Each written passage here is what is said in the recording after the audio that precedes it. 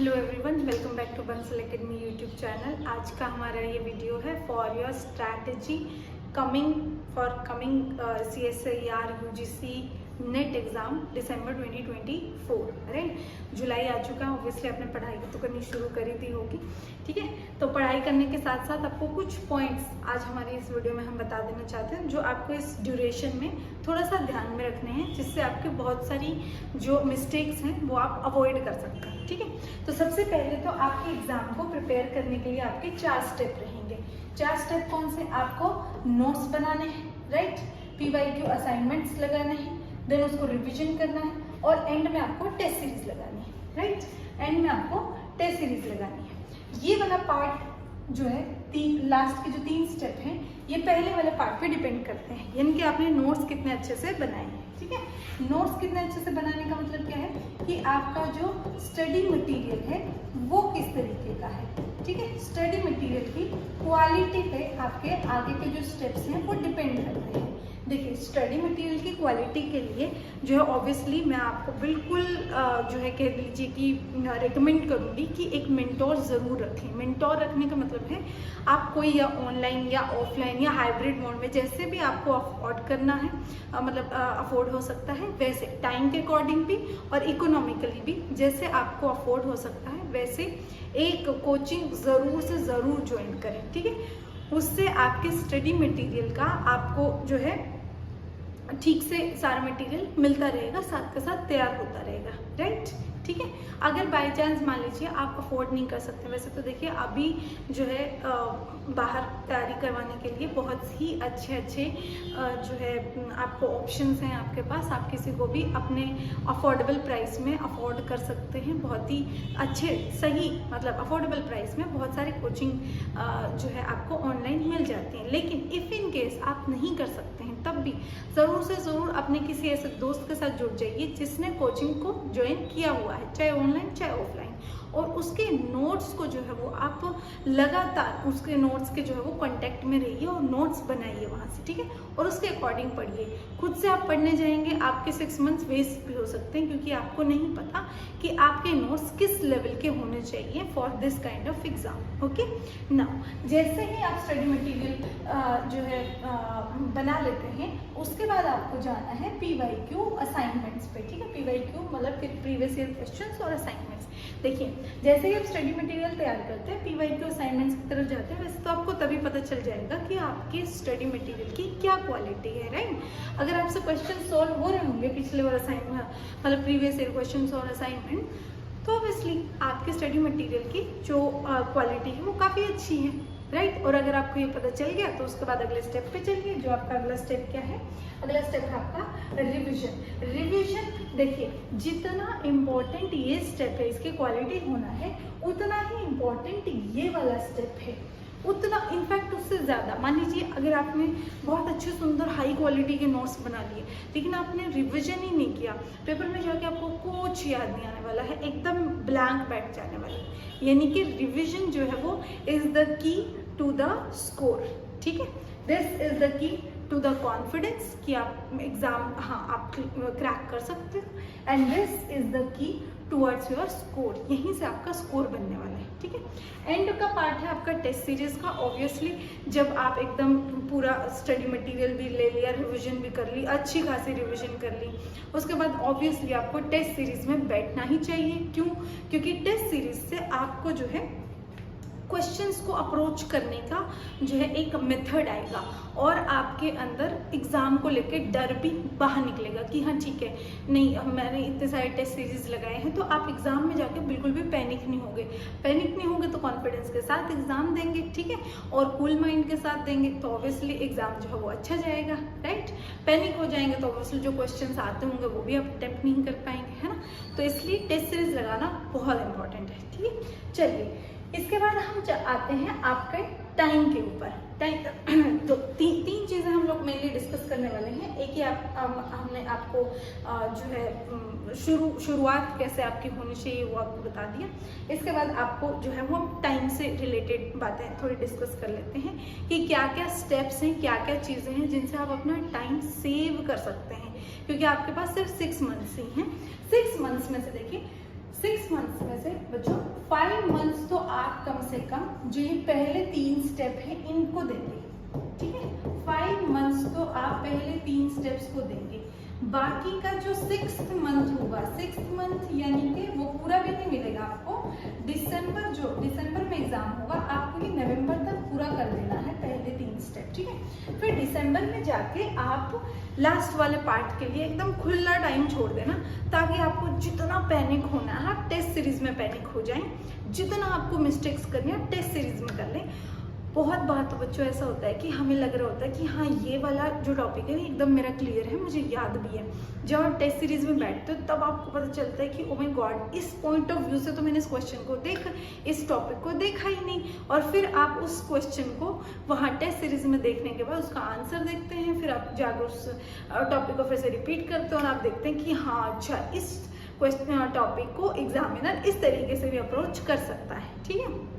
इसलिए test series बहुत important है, ठीक है। तो पहले 5 मंथ्स में तो आप पहले 3 स्टेप्स जो हैं आपके पहले उनको कंप्लीट करेंगे और दिसंबर आप पूरा रखेंगे आपके 4th स्टेप के लिए, ठीक है बच्चों। चलिए अब आई बात सिलेबस की। ये जो 3 स्टेप हैं इनमें तो हम पूरा क्या कर रहे होंगे, सिलेबस कवर कर रहे होंगे। देखिए अगर आप हमारे सिलेबस डिस्कशन वीडियो में अगर आप जाएंगे तो हमने आप हमारे चैनल पे अपलोड कर रखा उसको। हमने उसमें अलग अलग जो आपके 3 पार्ट है, फिजिकल केमिस्ट्री, इनऑर्गेनिक केमिस्ट्री और ऑर्गेनिक केमिस्ट्री, इन तीनों ही केमिस्ट्री के पार्ट्स के इंपॉर्टेंट टॉपिक्स के बारे में वहाँ पे डिस्कशन किया। वैसे तो ये बात मैंने वहाँ पे भी बोली है, बट यहाँ पर मैं रिपीट कर रही हूँ कि आपको सिलेबस में सिर्फ ये नहीं पता होना चाहिए कि आपको क्या करना है, बट आपको सिलेबस में ये भी पता होना चाहिए कि आपको क्या नहीं करना है, ठीक है। जैसे कई बार आपके सिलेबस में वहाँ पे काफ़ी डिटेल में बच्चों हमने डिस्कस किया है, तो उस वीडियो को जाकर ज़रूर देखें। मैं यहाँ पे थोड़ा सा शॉर्ट में आपको बता रही हूँ नहीं करना है का क्या मीनिंग है। जैसे कि एनालिटिकल केमिस्ट्री है, एनालिटिकल केमिस्ट्री के सिलेबस की कोई बाउंड्री नहीं है, ठीक है। कोई मतलब ये लगा लीजिए कि बहुत डिफरेंट बुक्स से वो कुछ भी दे सकते हैं, ठीक है। कोई सिलेबस की बाउंड्री नहीं है, तो ऐसे टॉपिक को उठाना आपका टाइम वेस्ट हो सकता है, राइट, ठीक है। एनालिटिकल केमिस्ट्री पे कोई बाउंड्री नहीं है सिलेबस की, तो ऐसे टॉपिक को उठाना थोड़ा सा आपके लिए टाइम वेस्टेज हो सकता है। पर जैसे कोऑर्डिनेशन कंपाउंड है, ऑलमोस्ट 5-6 चैप्टर रहते हैं, लेकिन उनकी एक पर्टिकुलर बाउंड्री है। ज़्यादा से ज़्यादा आपको कंपाउंड चेंज कर सकता है, लेकिन आपको क्वेश्चन को अप्रोच करने का, स्ट्रैटेजिकली उसको सॉल्व करने का तरीका चेंज नहीं कर सकता, राइट। तो उसका सिलेबस एकदम बाउंडेड कह सकते हैं आप, सर बाउंडेड देखिए किसी का सिलेबस नहीं कह सकते, बट वहाँ से questions most probably 90% of the time, in fact more than 90% of the time आपका सॉल्व होके रहेगा। तो ऐसे टॉपिक्स को चूज करना बड़े ध्यान से बहुत ही ज़रूरी है ना। इट डिपेंड्स ऑल्सो, देखो कुछ लोगों का बैकग्राउंड जो होता है वो मैथमेटिकल होता है, तो वो लोग इनऑर्गेनिक और इनऑर्गेनिक मीनिंग फिजिकल उनकी काफ़ी स्ट्रॉन्ग होती है, ऑर्गेनिक इतनी स्ट्रॉन्ग नहीं होती है, क्योंकि उसमें थ्योरेटिकल ज़्यादा रहता है, मैथमेटिकल कम रहता है ऑर्गेनिक में, राइट। लेकिन कुछ बच्चों का जो बैकग्राउंड होता है वो बायोलॉजी बैकग्राउंड होता है, तो मैं उनको कहना चाहूँगी कि आप ज़रूर से ज़रूर ऑर्गेनिक पे ध्यान दें। ऑर्गेनिक पे ध्यान देने का मीनिंग क्या है, वहाँ पे आपको बहुत सारी चीज़ें मिलेंगी जो आपको रिपीट करके क्वेश्चंस बार बार अटेम्प्ट करके याद हो रही होती हैं। रिएजेंट्स याद हो रहे होते हैं, नेम रिएक्शंस याद हो रही होती हैं, इंटरमीडिएट्स याद हो रहे होते हैं। ऐसे में ऐसे टॉपिक को उठाना आपके लिए बहुत फायदेमंद होगा, ठीक है। तीनों केमिस्ट्रीज को तो आप इक्वली तैयार करके नहीं जा सकते, 100% सिलेबस को कवर करना मतलब बेवकूफ़ी है, ठीक है। ऐसे में आपको बहुत ही स्ट्रैटेजी के साथ ये चूज करना है कि ऐसे कोई 2 सब्जेक्ट्स जो मेरे बहुत अच्छे हो सकते हैं, जैसे इनऑर्गेनिक मान लीजिए बायोलॉजी बैकग्राउंड से जैसे मैं भी बात कर रही थी, तो उनका ऑर्गेनिक और इनऑर्गेनिक बहुत अच्छा हो सकता है, लेकिन फिजिकल उनका कम जाएगा। क्यों? क्योंकि फिजिकल में क्या होती है, आपकी कैलकुलेशन होती है। कैलकुलेशन में बायोलॉजी बैकग्राउंड के बच्चों को थोड़ा सा प्रॉब्लम आता है, ठीक है। तो फिजिकल केमिस्ट्री में से जो है आप थोड़ा सा कम सिलेबस तैयार कर लीजिए, लेकिन ध्यान ये रखना है कि अगर आपने किसी 2 को तैयार कर लिया और तीसरे को बिल्कुल कंप्लीटली छोड़ दिया, तब भी आपको एग्जाम में जाके बहुत ज़्यादा प्रॉब्लम आने वाली है, एग्जाम क्रैक नहीं होने वाला है। क्योंकि बहुत बार ऐसा होता है, इनफैक्ट ज़्यादातर ऐसा ही होता है कि 2 की वेटेज नॉर्मल रहती है और किसी एक की वेटेज ज़्यादा रहती है। तो अगर आप फिजिकल केमिस्ट्री को छोड़ के चले गए और एग्जाम जो फिजिकल केमिस्ट्री ओरिएंटेड आ गया, तो फिर गए, है ना। तो ऐसे में आपको तैयारी तीनों की बराबर करनी है। बस आपको ध्यान ये देना है कि आपके कोई 2 सब्जेक्ट आपके जो अच्छे हैं उनको ज़्यादा स्ट्रॉन्ग कर लो।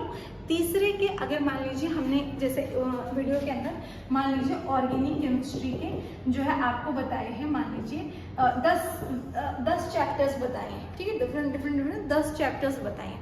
तो 10 में से अगर आप 5 या 6 चैप्टर भी तैयार, सिर्फ 5 या 6 चैप्टर भी तैयार कर लेते हैं, 4 या 5 चैप्टर भी अच्छे से तैयार कर लेते हैं तो काफ़ी है, ठीक है। जैसे स्पेक्ट्रोस्कोपी पूरा तैयार कर लो, ठीक है। इसके अलावा आप स्टीरियो बहुत अच्छे से पढ़ सकते हो वहाँ पे, ठीक है। पेरीसाइक्लिक केमिस्ट्री अच्छे से तैयार किया जा सकता है वहाँ से। तो ऐसे करके आप 4-5 जो चैप्टर्स हैं वो थोड़ा उन पे जो है अपना ग्रिप बना लीजिए, उस पर अपना थोड़ी ग्रिप बना लीजिए और जो है आप बाकी के 2 को स्ट्रॉन्ग बना लीजिए, ठीक है। तो इस तरीके से आपको सिलेबस, देखिए सिलेबस मैं बता रही हूँ कि सिर्फ ये ज़रूरी नहीं है कि आपने क्या पढ़ा, ये भी ज़रूरी है कि आपने स्किप क्या कर दिया। स्किप में भी आपको ये देखना पड़ेगा कि बहुत ही ज़्यादा वेटेज रखने वाले जो टॉपिक्स हैं वो आप स्किप नहीं कर सकते हैं। जैसे इनऑर्गेनिक में से आप कोऑर्डिनेशन ओएमसी स्किप नहीं कर सकते हैं, ये आपको तैयार करना पड़ेगा। ये बहुत ही हाई वेटेज रखते हैं, ऐसे में इन टॉपिक्स को तैयार करना आपके लिए बहुत ज़रूरी है, इनको नहीं छोड़ सकते हैं। देखिए आपको एग्ज़ाम के अंदर आपका एग्ज़ाम इस बात से नहीं क्रैक होने वाला कि आपको क्या नहीं आता है, इससे क्रैक होने वाला कि क्या आपको बहुत अच्छे से आता है। ऐसे में आपको जो बहुत हाई वेटेज रखने वाले टॉपिक्स हैं उनको बहुत अच्छे से तैयार करना है, ठीक है। अगले चलते हैं टाइम मैनेजमेंट की तरफ बच्चों। टाइम मैनेजमेंट में आपको बहुत ही अच्छे से जो है टाइम मैनेज ऑब्वियसली सबसे इम्पॉर्टेंट रहने वाला है। ये आपका पहला स्टेप, ये आपका दूसरा और ये आपका तीसरा स्टेप आ गया टाइम मैनेजमेंट का। टाइम मैनेजमेंट में आपको 2-3 चीज़ें ध्यान रखनी है। एक सबसे पहली इम्पॉर्टेंट, आपको हर एक वीक, देखिए 5 मंथ है हमारे पास, 5 मंथ के अंदर कितने वीक होंगे, ऑलमोस्ट 4 तो हर एक में होंगे, ठीक है। तो आपके पास 20 वीक्स हो गए। 20 वीक्स को अब आपको ठीक से जो है वो यूटिलाइज करना है ना। 20 वीक्स में आपको एक वीक को इस तरीके से आपको स्ट्रैटेजिकली प्लान करना है कि एक वीक में आपका कम से कम एक टॉपिक का जो है वो पूरा कंप्लीटली आपके नोट्स बन जाए और एक टॉपिक का रिवीजन हो जाए, ठीक है। अच्छा, इसमें भी आपको एक स्ट्रैटेजी लेके चलनी पड़ेगी। क्या आपको एक टॉपिक ऐसा लेना पड़ेगा जो थोड़ा सा, मान लीजिए 2 तरीके से आप जो है इसको देख सकते हैं। एक तो ये कि आप इन 2 टॉपिक्स में से एक टॉपिक क्या करें, एक टॉपिक मैथमेटिकल लें, एक टॉपिक आप मैथमेटिकल ले लें और एक आपका थ्योरेटिकल ले लें, ताकि आपको दोनों में इंटरेस्ट बना रहे, है ना। एक मैथमेटिकल, जैसे फिजिकल केमिस्ट्री से मान लीजिए आपने केमिकल काइनेटिक्स उठा लिया, ठीक है, और आपने जो है ऑर्गेनिक केमिस्ट्री से मान लीजिए आपने उठा के लगा लीजिए रिएजेंट्स पढ़ लिया, ठीक है। रिएजेंट्स पूरा थ्योरेटिकल है और आपका जो केमिकल काइनेटिक्स है वो पूरा क्या है, जो है आपका मैथमेटिकल है, ठीक है। या फिर आप ऐसे कर सकते हैं कि एक टॉपिक को इसकी जगह लिख लीजिए कि एक टॉपिक आप बड़ा सा टॉपिक उठा लेंगे। मैं इसको थोड़ा ऊपर लिख देती हूँ, हो सकता है ये वीडियो में कवर ना हो रहा हो। इसकी जगह पे यहाँ पे लिख देती हूँ बच्चों, इसका मैं थोड़ा आगे का काम यहाँ पे लिख देती हूँ। देखो कि एक टॉपिक आप क्या करिए, एक टॉपिक आप थोड़ा सा बिग टॉपिक, बड़ा टॉपिक उठा लीजिए, ठीक है, थोड़ा सा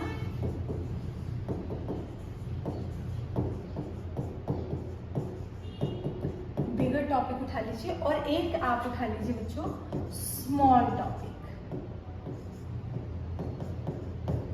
ठीक है।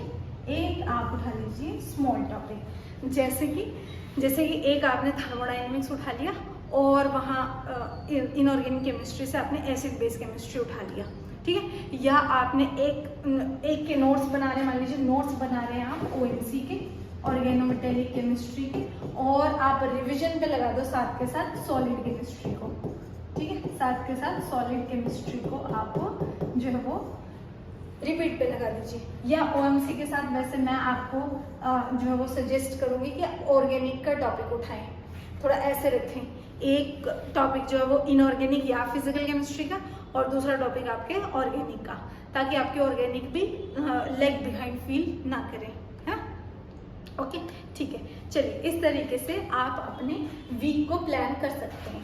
ये सारा कुछ अगर आप करेंगे तो 20 वीक्स हैं आपके पास, और टॉपिक्स आपको देखिए, अगर आप अराउंड टॉपिक्स उठाएं आपके टोटल ठीक है, तीनों में से ऑलमोस्ट 30+ आपके टॉपिक्स बनते हैं, बट सारे तो आपको तैयार नहीं करने हैं। अभी हमने बोला कि 4-5 टॉपिक्स आपके जरूर ऐसे रहेंगे जो आपको स्किप करने ही पड़ेंगे, ठीक है, या आप कर देते हो अपनी तरह से कि हाँ इसमें मेरा थोड़ा ज़्यादा इंटरेस्ट नहीं है, तो इस टॉपिक को क्यों ना मैं जो है वो इसको छोड़ देता हूँ, ठीक है। तो मतलब ये लगा लीजिए कि 25+ टॉपिक्स आप जो है वो प्रिपेयर करके जाएंगे। तो आपको क्या लगता है 20 वीक्स में अगर आप एक टॉपिक बड़ा और एक मतलब उसके नोट्स बनाएं और एक को रिवाइज करें, तो आपको नहीं लगता कि आप 25+ topics something less than 30 topics, okay ऐसे बोल लेते हैं, लेस देन 30 टॉपिक्स आप 20 वीक्स में कंप्लीट नहीं कर सकते हैं? बिल्कुल आराम से कर सकते हैं, लेकिन ये भी ध्यान रखना है कि जो भी आप टॉपिक रिवाइज करें एक वीक के अंदर उसको, क्योंकि देखिए मैंने बोला कि एक छोटा टॉपिक रिवाइज करें। छोटा टॉपिक रिवाइज करने का मीनिंग क्या है, वो 1 या 2 दिन में उसका पोर्शन जो है वो आपके नोट्स रिवाइज हो जाएंगे। 2 से 3 दिन वीक के बचे हुए किस में लगाएंगे, आप उसकी असाइनमेंट और PYQ करने में लगाएंगे, और तब तक आपका दूसरा एक टॉपिक जो है वो बड़े वाला टॉपिक के नोट्स तैयार हो जाएंगे। ये छोटे वाले टॉपिक को आपने रोज थोड़ा थोड़ा करके आपने उसके नोट्स बनाए, और बड़े वाले टॉपिक को 3 से 4 दिन में रिवाइज कर दिया, और बचे हुए 2 से 3 दिन में आपने उसके PYQ और असाइनमेंट्स लगा दिए, ठीक है। क्योंकि ये वाले पोर्शन को तो आपको ध्यान रखना है ऑब्वियसली। अगर ये वाले पोर्शन को अगर आपने इससे जोड़ के नहीं स्ट्रैटेजी बनाई तो फिर क्या स्ट्रैटेजी बनाई, राइट। ठीक है बच्चों, इस वीडियो में इतना ही। हमने सिलेबस का डिस्कशन, आपको सिलेबस को किस तरीके से देखना है, फिजिकल केमिस्ट्री के, इनऑर्गेनिक के, ऑर्गेनिक के, सारे के सारे जो टॉपिक्स हैं आपके, उनको आपको किस तरीके से देखना है, इसके लिए हमने अलग से एक वीडियो बनाया है। ज़रूर से ज़रूर उस वीडियो को देखें, आपको सिलेबस को थोड़ा सा समझने में बहुत ही ज़्यादा हेल्प मिलेगी, ठीक है। इसके अलावा हमने उसमें भी यही सारी बातें थोड़ा सा डिटेल से डिस्कस की हैं कि आपका जो सिलेबस है उसको आपको किस तरीके से जो है वो अप्रोच करना है, राइट। ठीक है, चलिए ठीक है बच्चों, I hope this video is going to help you, okay.